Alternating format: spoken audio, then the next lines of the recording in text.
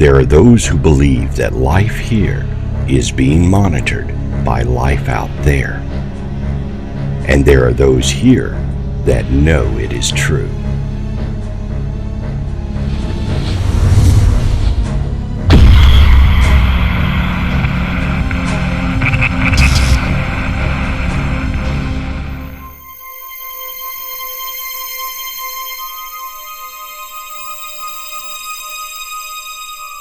A troubling and persistent phenomenon has been occurring throughout history to people on Earth for centuries. The belief that they are being taken by beings from some other place, perhaps outer space or another dimension. These people have real memories of being taken secretly against their will by apparently non-human entities and subjected to complex physical and psychological procedures. People claiming to have been abducted are usually called abductees or experiencers. There are famous modern cases such as the Betty and Barney Hill abduction, the Charles Hickson and Calvin Parker abduction, and the Travis Walton abduction. However, for every well-documented abduction case on record, there are hundreds of less-known cases where people have experienced alien abductions. Each have unique differences, but all have a common thread. The term abductee has been used a lot over the years to explain how some unknown intelligence, it might be extraterrestrial, it might even be from another dimension or another time, that these entities have come to take people against their will, to do things, they take them away, they do things to these people that are very unpleasant, and the whole thing leaves the person that went through this type of experience very victimized. But the term experiencer is a bit more loose. It is just indicating that somebody's encountered an intelligence, but not necessarily been traumatized by it in all cases, not necessarily been taken in all cases, just they've come into contact with it. The term contactee actually was another term that was used back in the 50s, a little bit in the 60s, that kind of a thing. It's no longer in vogue, but experiencer is, I think, the proper term for it, because not everybody's taken, and those who go are not always taken against their will.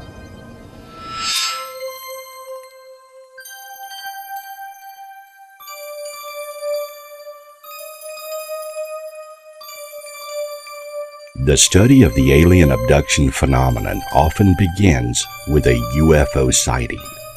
The sighting may occur in childhood, and the individual will have UFO encounters throughout their lives. Many abductees remember their encounters, but some require a hypnosis regression to draw out details of their experience.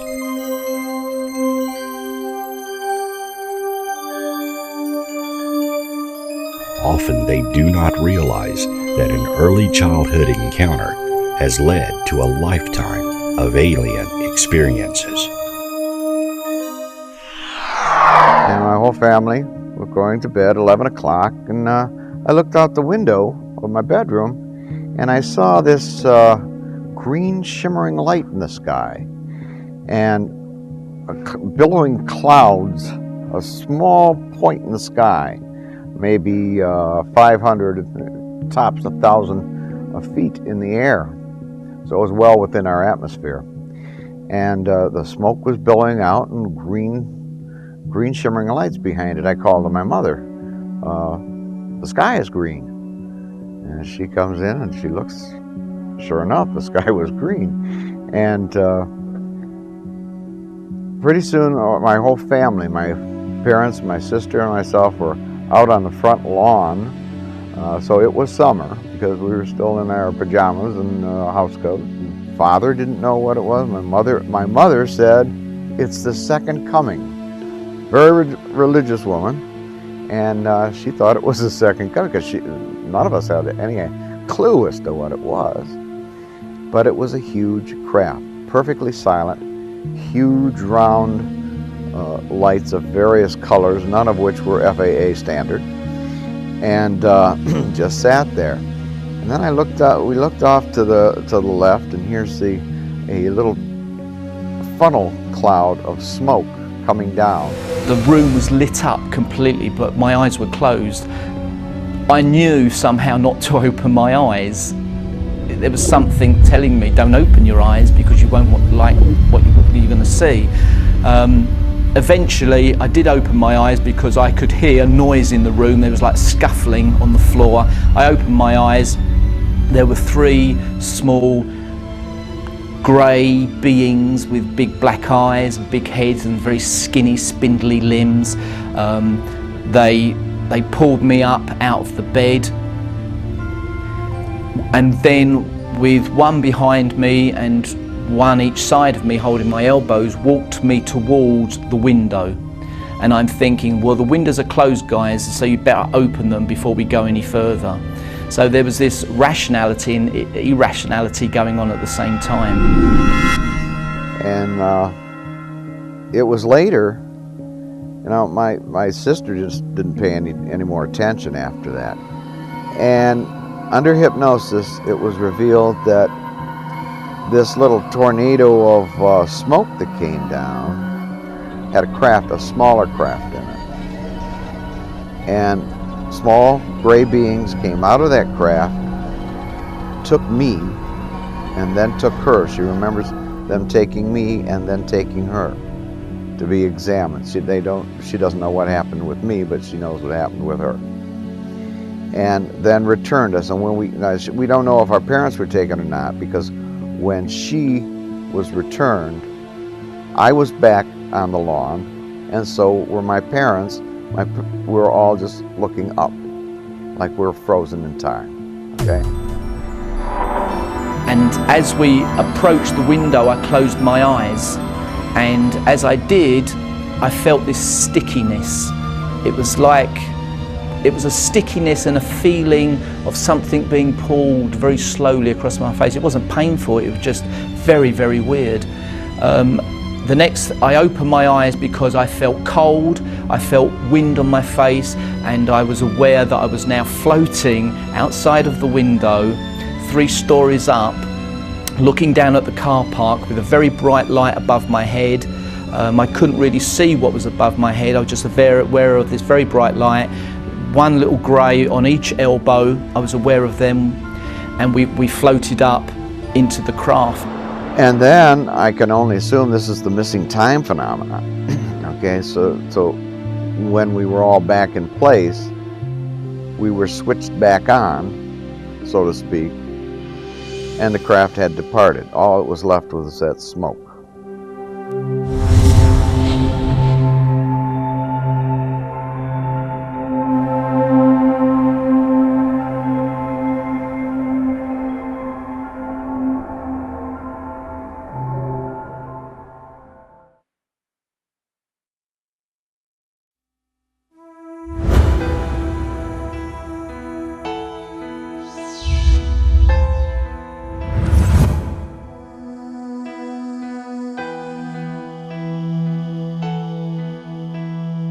The late Professor John Edward Mack, a respected Harvard University psychiatrist, was asked to investigate an experiencer's case and became so perplexed by the phenomenon that he devoted a substantial amount of time to investigating additional cases.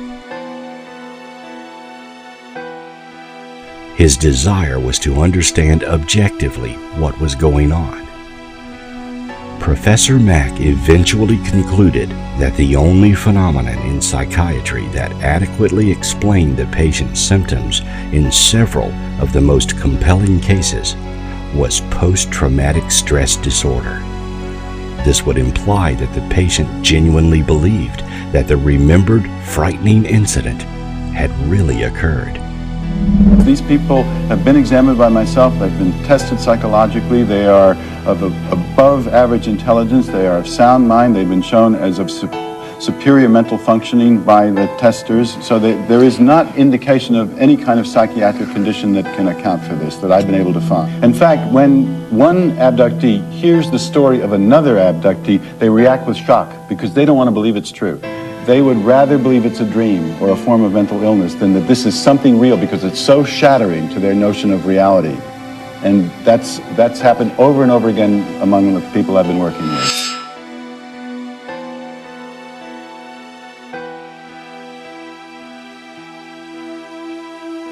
Alien abductions can occur at any time throughout an individual's life.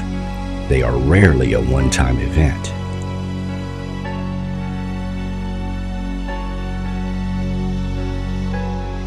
Many abductees have endured encounters their entire lives, including when they were very young. These experiences have a profound effect on the individual, with some being traumatic, while others are completely benign. My very first memory in life is actually of an encounter. I was 2 years old. I was in my crib late at night, and a face came into the room and stared down at me at the foot of the crib. It was kind of skeletal. That's how I was able to put it into some context, because at the tender age of 2, you don't really have a background in saying, oh, that's an alien. Well, maybe today's, television. Back in 1973, that was the closest I could equate it to. But it wasn't a dream. It didn't go away. I started to scream, and it continued to stare down at me. And my parents in the other room, I could hear my mother's voice saying, go back to sleep, it's okay. And she never came to the room. And after a few moments, the face just got up and left the room. I say face, there was a body attached to it, but it was so dark I really couldn't make it out. And I could tell it was on its way over to my brother's room.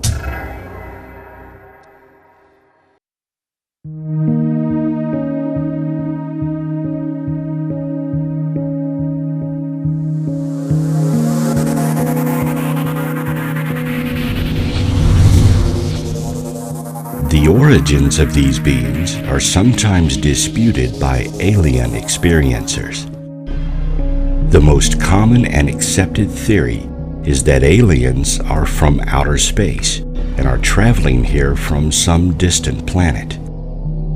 They are here to observe humans, and abductions are situations whereby the extraterrestrials are conducting medical examinations to better understand our species. However, a recent and more complex theory involves the aliens using an interdimensional corridor to reach Earth, and many may not even be from our universe at all. We're watching as the sky seemed to be giving birth to this huge craft. The lights were there, and it just kind of came through a vortex, and that's why I believe that the extraterrestrials come from other planets and or other dimensions through a vortex. They instead of going from point A to point B, they fold time and leave their space-time and arrive at ours instantaneously. Not only are the origins of extraterrestrials a mystery, their motivations are also a subject of much conjecture. Clearly, they are interested in our bodies, as most abductees describe procedures that appear to be medical in nature and focus on our genetic makeup. Yet they also appear to be concerned with our psychological makeup and our attitudes toward the environment, society, and even our spiritual development. Often the extraterrestrials will intervene and direct an experiencer's life in a direction they prefer, rather than allowing nature to take its course. The teen years were definitely the height of what had happened to me, but in my early 20s, there were still a lot of things going on in my life. At that age, in my early 20s, they became very interested in things like whom I was dating, that kind of a thing.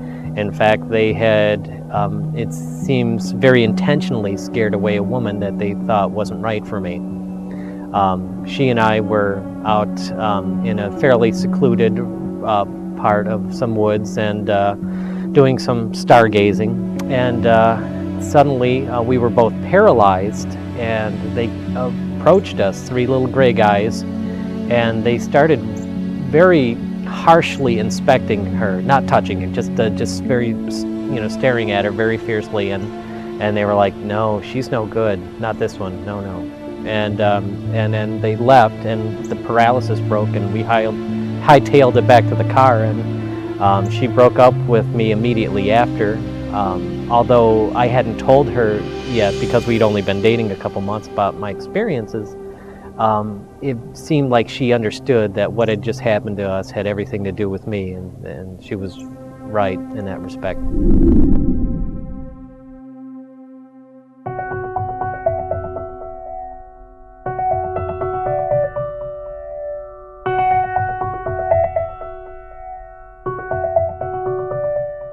The majority of abductees do not appear to be deluded, confabulating, lying, self-dramatizing, or suffering from a clear mental illness. While psychopathology is indicated in some isolated alien abduction cases, assessment by both clinical examination and standardized tests has shown that, as a group, abduction experiencers are no different from the general population. Psychologists have argued that abductees' mental health is no better or worse than the average individual.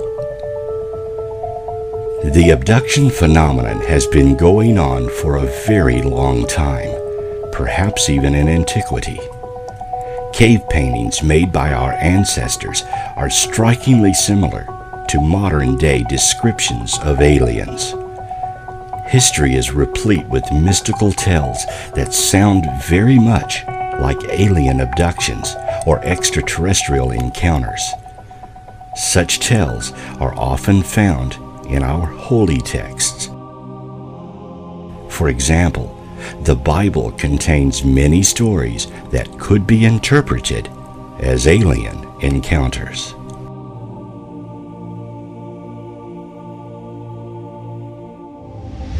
Biblical UFO hypothesis tries to examine the connection between those anomalous aerial phenomenon that was witnessed 2,000, 4,000 years ago by Ezekiel, a wheel within a wheel, Moses, pillar of cloud, pillar of fire, chariots of fire. The Romans used to call them flying shields. And because they look like the shields that they went off into battle with in the sky. And so my theory, and it wasn't my original theory, actually. Eric von Daniken has said in his Chariots of the Gods, these things were, in fact, forerunners of today's UFO phenomenon. And what they were seeing then were the same type of or other dimensional beings that were coming. And just like when Columbus arrived on American shores, just like when Captain Cook arrived in Hawaii, they all revered them as gods because they came over the flat earth, over the horizon in these huge canoes with sheets to catch the wind, strange-looking men with different kind of clothes, different colored skin, and they must be gods.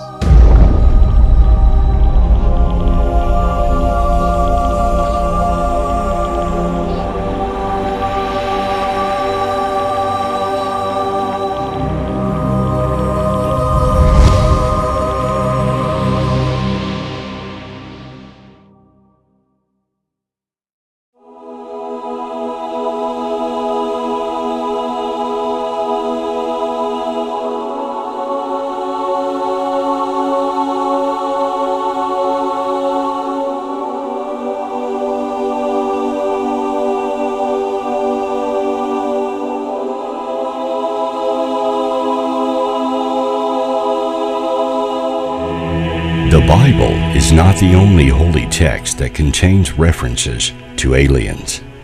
The Hindu Mahabharata describes weapons reminiscent of guided rockets, beam weapons, and nuclear devices being used in an ancient war between alien races. Technologies that, from their description, could only be advanced propulsion systems as well.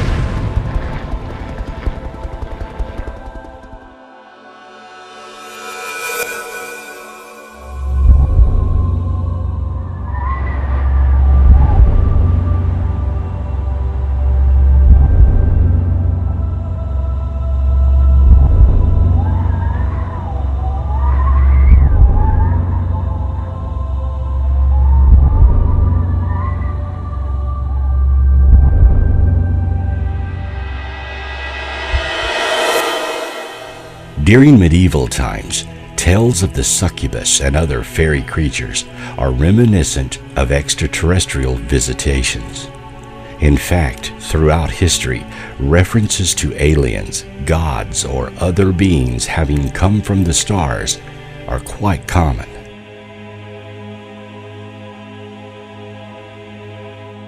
Many researchers today are beginning to piece together a theory that we ourselves may be the product of alien intervention. Humans could be a hybrid created by the extraterrestrials and left here on Earth to be monitored in some long-term experiment.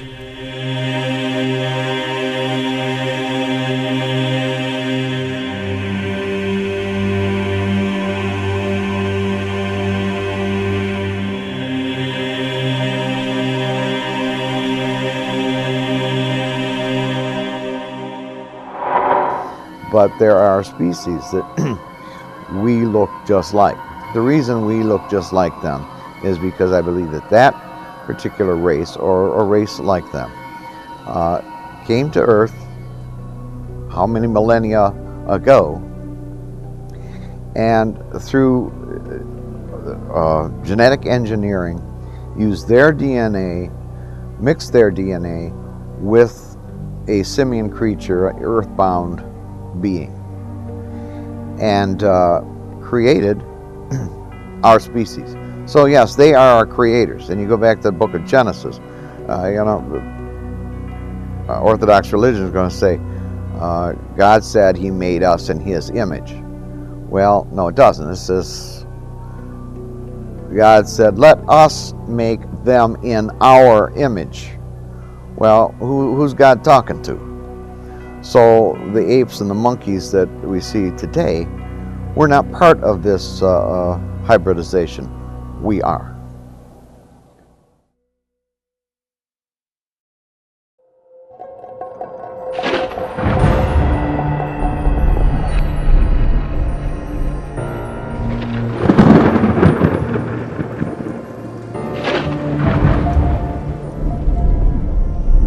Alien abductions are often benign. Some even report them to be enjoyable. However, a large number of experiencers tell tragic tales of being taken. Harsh medical examinations, invasive physical and psychological procedures, as well as sinister techniques used by the extraterrestrials. When I was 7, I woke up and saw a big black hole hanging above my head in the bed, and out of that metallic cable came out through the portal that was above my head and started kicking off electricity and just whipping around above my head. And as it did that, I felt a high vibration running, pulsing through me, and it was very heavy. It almost felt like I could just explode. And as it revved up, I started to feel engulfed by what was this black hole in front of me. And then suddenly I found myself on board what appeared to be a craft. I didn't go through the front door, so to speak. I came in, however, this contraption allowed me to transmit over to it the craft, and I was in a small room with two little gray guys. They led me into what appeared to be an examination room, and there was another little gray in there, and then they left me alone in the room. Now, normally when I'm taken, I'm paralyzed. They keep me under close watch, but I'm like, well, this is strange. They just kind of left me alone here in this room, and, you know, they don't seem to care that I'm here, so I'm gonna see what's in that door there. So I walked off, and I exited a door from the room, walked down a hallway, and I looked back, and they were following me. It seemed like they very quickly realized I left the room, but just wanted to see what I would do. And as I walked around this sort of curving hallway, I came to a dead end, and so I had to come back. And as I started back towards them, a door on my right opened up, and I could tell that's where they actually wanted me to go. We went into this room. There was a big metal chair in the center of the room, and they had me sit in it. And the little gray guys that were following me around, they were about 3 foot tall, kind of a charred gray, and they ushered me into a room where there was a slightly taller being that looked a lot like them, but had lighter skin. He was about 5 feet tall, and had a very doctorly type of feel to him.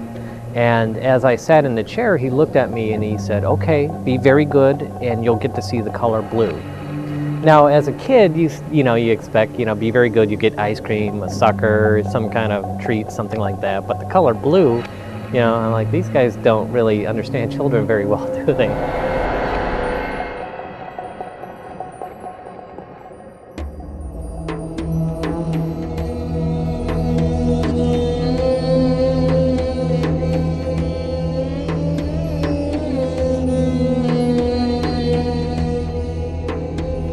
Simply being taken against your will is frightening enough. But what if our own government is aware of abductions and are powerless to prevent it? Or even more frightening is the theory that they are in league with the aliens and have signed treaties to allow humans to be taken and used as the aliens see fit. If the government is aware of the abduction phenomenon, would it matter to an abductee? I believe that the government knows so much more about this phenomena than they're letting on, that even finding out the tip of the iceberg of what they know is going to put people in shock. But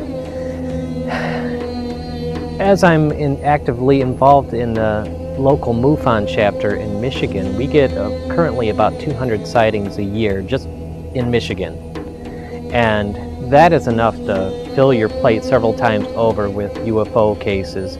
So to me, it's almost at a point where I don't care what the government knows and what they're hiding. I've got an embarrassment of riches here with the number of UFO cases coming into our local chapter. I don't need them to try to hide anything, because it's all just flowing freely now. People are talking about what's happening to them openly.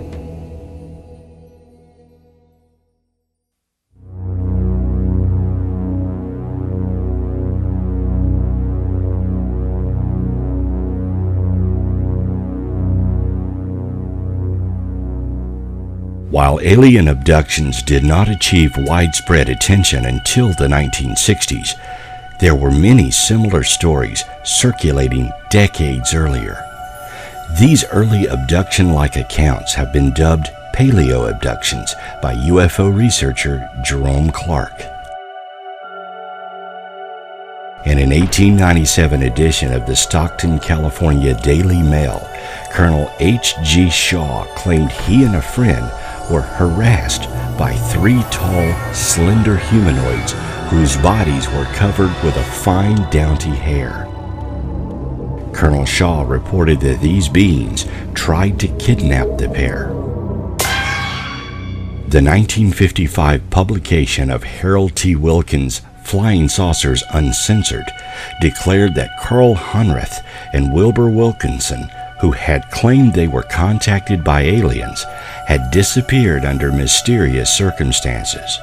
Wilkins reported his speculation that the duo was the victims of alleged abduction by flying saucers. A wave of contactee cases emerged in the 1950s as well. These individuals claim to have been contacted by aliens. However, the substance of contactee narratives is often regarded as quite different from alien abduction accounts.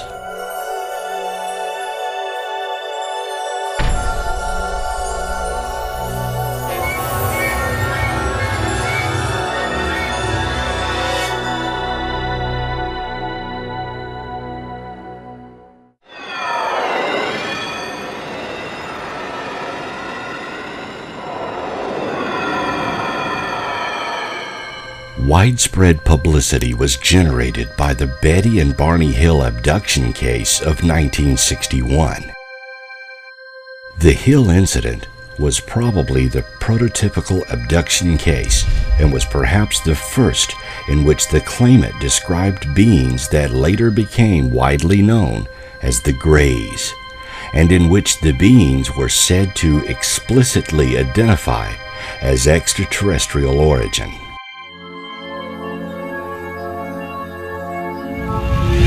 An entire subculture has developed around the subject, with various groups and a detailed mythos explaining the reasons for abductions. The various aliens, the Greys, reptilians, Nordics, and so on, are said to have specific roles, origins, and motivations. Abduction claimants do not always attempt to explain the phenomenon, but some take independent research interest in it themselves and explain the lack of greater awareness of alien abduction as the result of either extraterrestrial or governmental interest.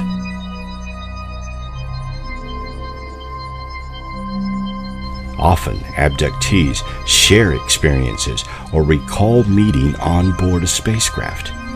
However, most alien abductions occur to individuals with no way to prove what has happened to them. There's a couple different ways where other people are involved in these types of experiences. Sometimes you find yourself aboard a craft or in some situation where you run into other people. I've never been one of those people to be in that situation where I've been aboard anything and I've seen anybody else, although it's not uncommon. In fact, there's a lot of stories that people I know quite well who have been aboard a craft, have met somebody, and then later in life have actually met that person in real life, and then they were like, oh yes, you know, we've met somewhere before, and they figure out it was on board. I have been involved in experiences along with other people. I've seen UFOs with other people present. There was the time where I was dating a girl, and they came up and paralyzed us both, and that experience was definitely a shared one. So it doesn't always happen when somebody's alone. I mean, go figure. Betty and Barney Hill, one of the most infamous cases, of course, is about a couple being taken. So sometimes there are other people involved. Most of the time, you know, they just isolate you and take you, just the individual.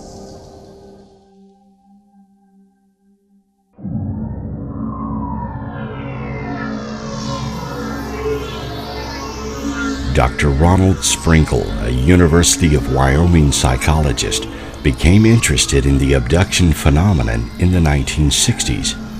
For some years, he was probably the only academic figure devoting any time to studying or researching abduction accounts. Sprinkle became convinced of the phenomenon's reality and was perhaps the first to suggest a link between abductions and cattle mutilations. Eventually, Sprinkle came to believe that he had been abducted by aliens in his youth. After that, he was forced from his job in 1989. Being an abductee often has repercussions on an experiencer's career and social life. Some have even turned the experiences into ways of expressing themselves and educating others. It has not affected my career or social life. I didn't talk much. I was a die maker.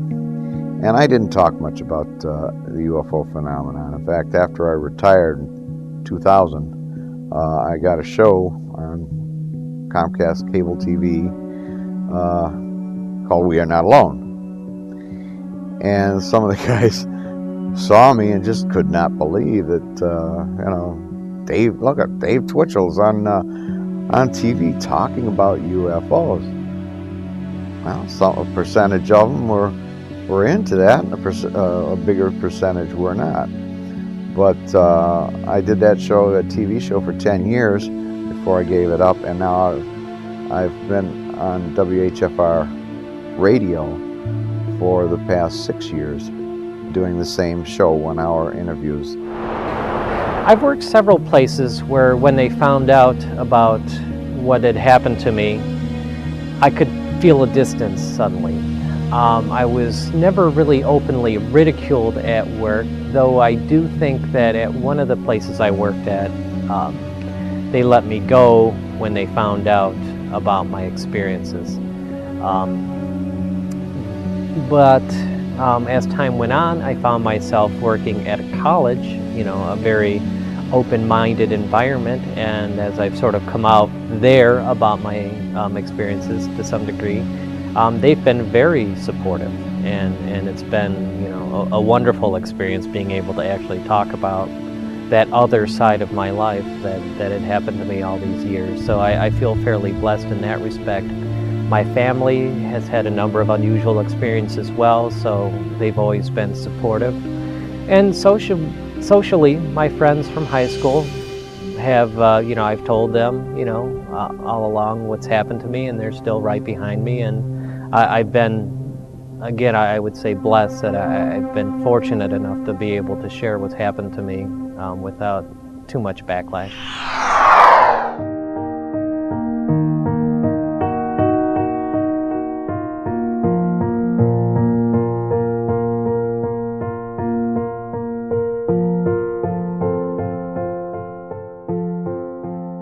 The late Bud Hopkins, a painter and sculptor by profession, had been interested in UFOs for some years.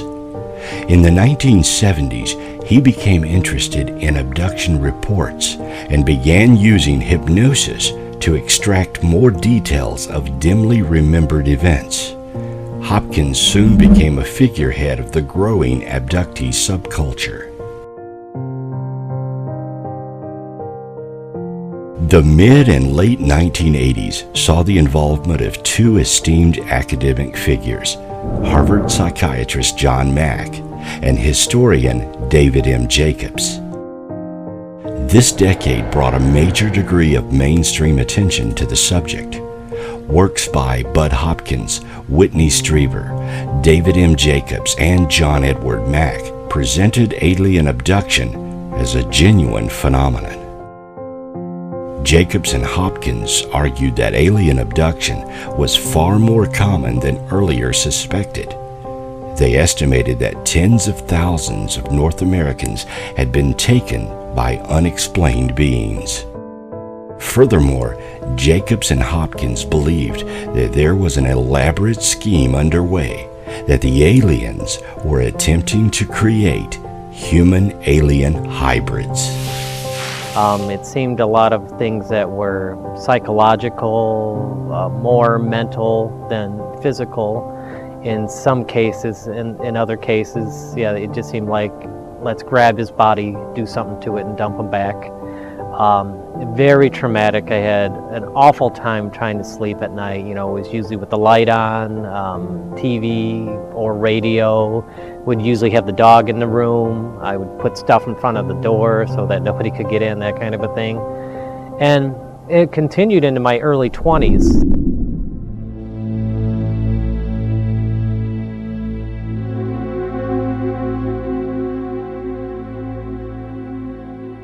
Though the motives for hybrids were unknown, there were anecdotal reports of phantom pregnancy related to UFO encounters, at least as early as the 1960s. Bud Hopkins and especially David M. Jacobs were instrumental in popularizing the idea of widespread systematic interbreeding efforts on the part of the alien intruders. Jacobs presents this scenario as not only plausible, but self-evident. Dr. David Jacobs, author of The Threat, says, "The entire abduction event is precisely orchestrated. All of the procedures are predetermined. There is no standing around and deciding what to do next. The beings are task-oriented, and there's no indication whatsoever that they've been able to find of any aspect of their lives outside of performing the abduction procedures." Alien abductions follow a standard scenario. First, the capture. An abductee is rendered incapable of resisting and taken from terrestrial surroundings to an apparent alien spacecraft. Then, the examination. Physiological and psychological procedures, training and testing, or sexual liaisons. Next is the conference. The abductors communicate with the abductee or direct them to interact with specific individuals for some purpose, usually instructed telepathically. In some cases, abductees are then given a tour of the ship. Abductees often rapidly forget the majority of their experience, either as a result of fear, medical intervention, or both. The abductees are returned to Earth, occasionally in a different location from where they were allegedly taken, or with new injuries. But as I sat there, I was just sort of staring at his giant, big black liquid eyes, and I felt a sharp pain on my right arm. And when I looked down, I saw there was a cut across my arm. And then I saw it heal right before my eyes, right when I was looking at it. I don't know what caused the cut. I didn't actually see a scalpel or a laser or any type of device cutting it. I just saw, felt the pain, and I saw the cut, and then I looked and I saw it heal up into a scar. And I looked back at the being, and suddenly his black eyes turned a bright backlit blue, very bright blue, like he had these lights almost right from his head. And it was very bizarre, but at the same time it was beautiful. His eyes were such a wonderful, deep, lustrous, cerulean blue, and it was very tranquilizing. It was very calming. It was peaceful. It was wonderful. And I just lost myself in these eyes. And then I woke up in bed the next day, and I had the scar there, and I still have the scar. In fact, later that same day, the story wasn't over yet. I was playing in the backyard with a friend of mine, 6-year-old from a few doors down, and this mist rolled into the backyard, and there was a little gray guy in it, and he just came to check up on me, make sure I was fine, and it only took a second for him to figure out I was, and then the mist and the little gray guy just continued on through the backyard of the next door neighbors and kept going. My friend didn't even seem aware that there was anything in the mist. We definitely both saw the mist, but only I saw the little guy. And then, that was probably about the end of that one, but I still have the scar. Many experiencers describe unusual feelings after an abduction. They may have a profound sense of love, a high similar to those induced by certain drugs, or a mystical experience accompanied by a feeling of oneness with God, the universe, or their abductors. Whether this is the result of a metaphysical change, Stockholm Syndrome, or prior medical tampering remains a mystery. The abductee must then cope with the psychological, physical, and social effects of the experience.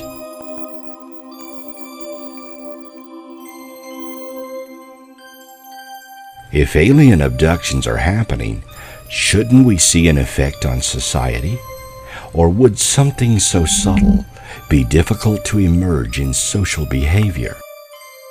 The UFO phenomenon has been with us for centuries, Is it possible that our society is being directed by the extraterrestrials?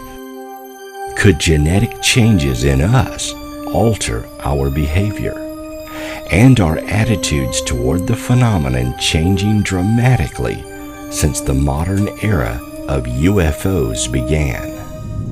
Sadly, I don't see much of a change in people from years ago, from centuries ago. I really don't see it. I see a change in technologies. I see a change in weaponry. I see a change in the intelligence as to the knowledge of the world around us, the universe in which we live. But I don't see a change in human attitude, sadly. And all you have to do is read the paper to learn that. Some proposed psychological alternative explanations of the abduction phenomenon have included hallucinations, temporary schizophrenia, epileptic seizures, and parasomnia, near-sleep mental states such as night terrors and sleep paralysis. Sleep paralysis, in particular, a theory often accepted by skeptics, is accompanied by hallucinations and a particular sensation of malevolence or a neutral presence of something in the room, though usually people experiencing it do not interpret that something as aliens. You can write it off to the abduction phenomenon, write it off to sleep paralysis. Sleep paralysis. Yes, there's such a thing as sleep paralysis. Everybody's awakened, half awake, half asleep, and thought they saw something in the room. Now, this has happened. At the same time, a goodly number, I think Bud Hopkins, the late Bud Hopkins, said it was like 33%. 1/3 of his cases were abductions that happened at work while a person was wide awake and conscious. For example, my sister walked into her bedroom perfectly conscious, and the lights were out, but this is one of her weird experiences. There was a blue light in her room. Her room was illuminated with this blue light, although the lights were off. She walked in and she looked around. She said, "What is this blue light?" as she stood in the doorway. And the next thing she knows, there's no light in the room. She's sitting on the end of the bed. Well, she just gets up, gets ready for bed, and goes to bed, paying it no more attention.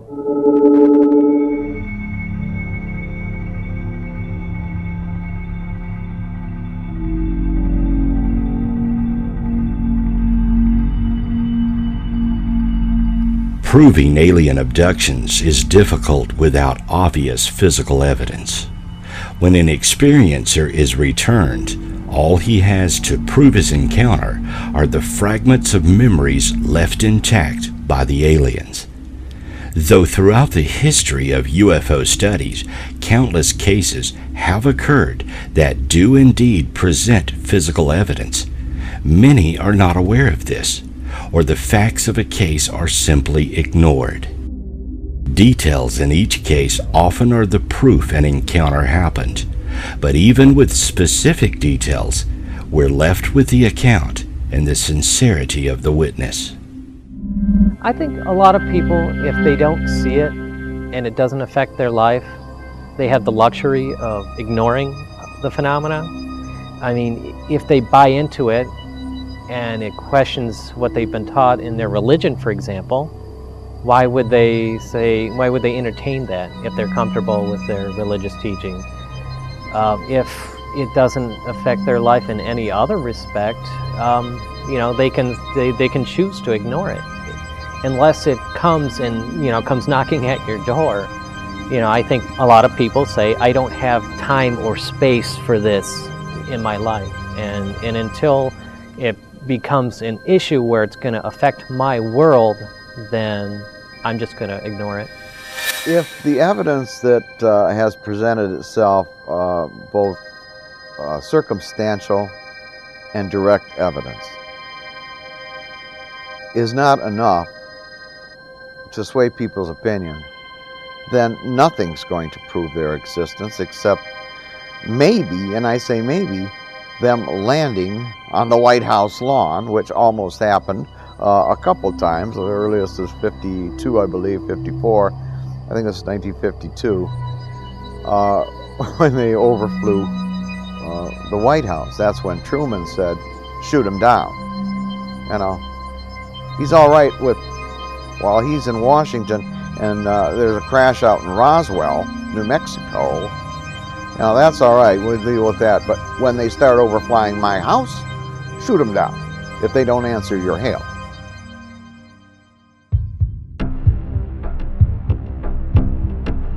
California podiatrist Dr. Roger Lear claims to have removed alien implants from patients.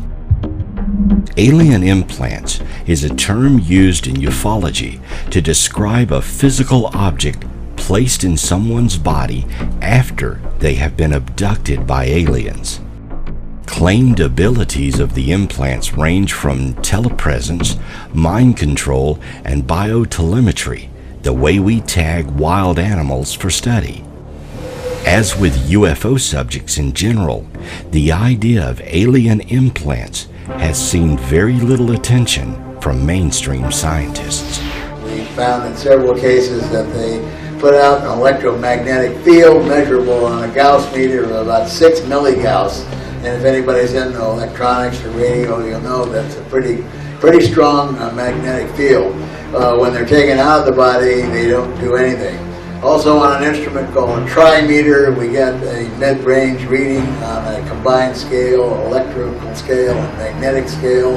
And that's also a pretty strong reading. We have an electrical engineer that we've used, and he has designed a special probe that's connected with an oscilloscope so we can read the wave and see what it looks like. And he says there's a good indication that there's something going in and there's something coming out. So obviously these objects are in communication with somebody at some distance.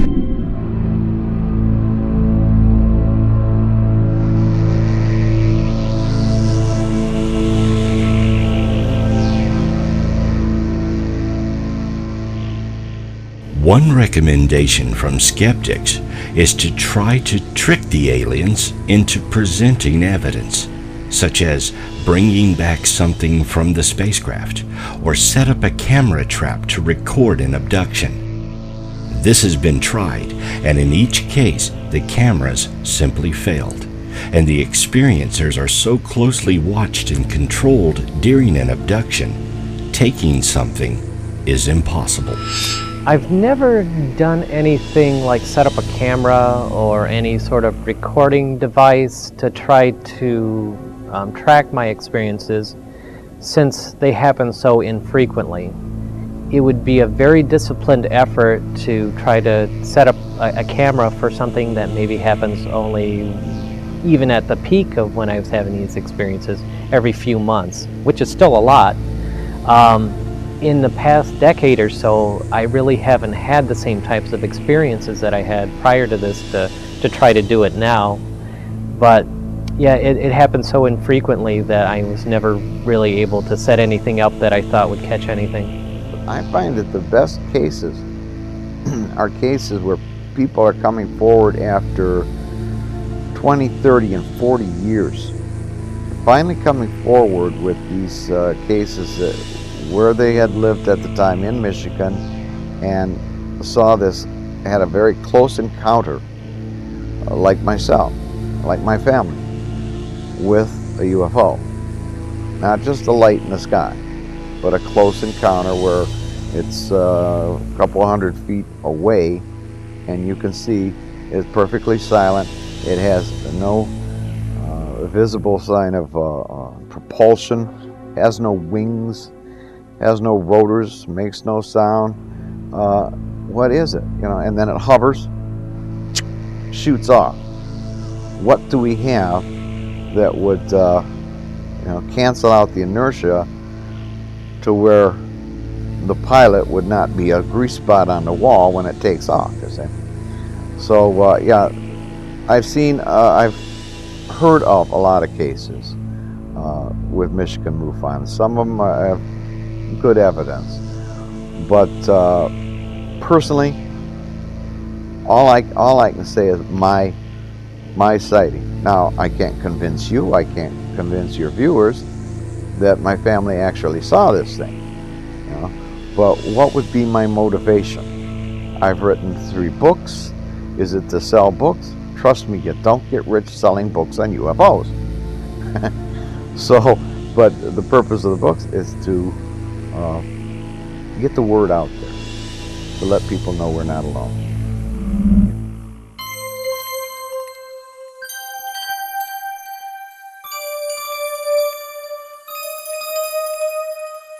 If the presence of extraterrestrials on Earth is made known, or the aliens themselves reveal their interaction with people of Earth, what would be the reaction of the general populace?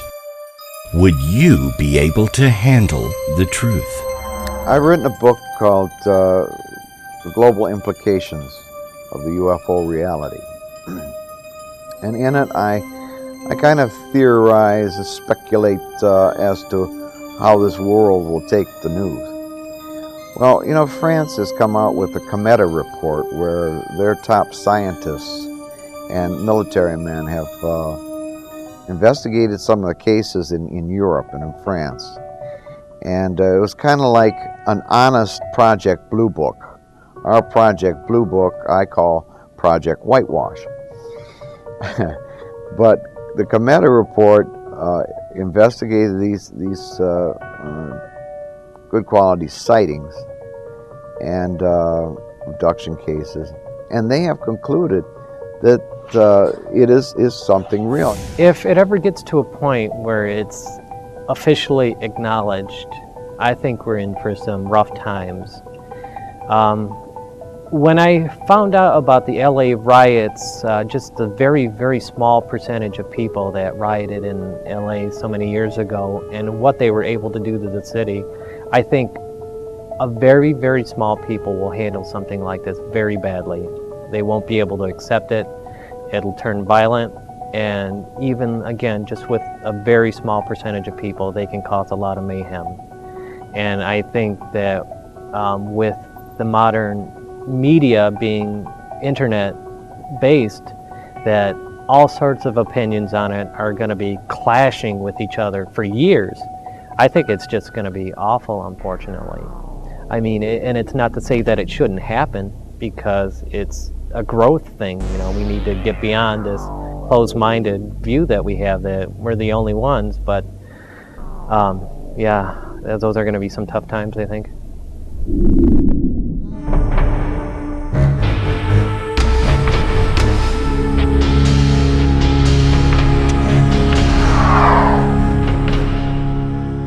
A precise number of alleged abductees is uncertain. One of the earliest studies of abductions found 1,700 claimants, while other surveys argued that 5 to 6% of the general population might have been abducted. If true, that would be a huge number of people being taken. Best evidence I have found is my own sighting. Seeing is believing. Most researchers have a lot better cases than I have. The Betty and Barney Hill case, the Peter Robbins doing the Rendlesham Forest case.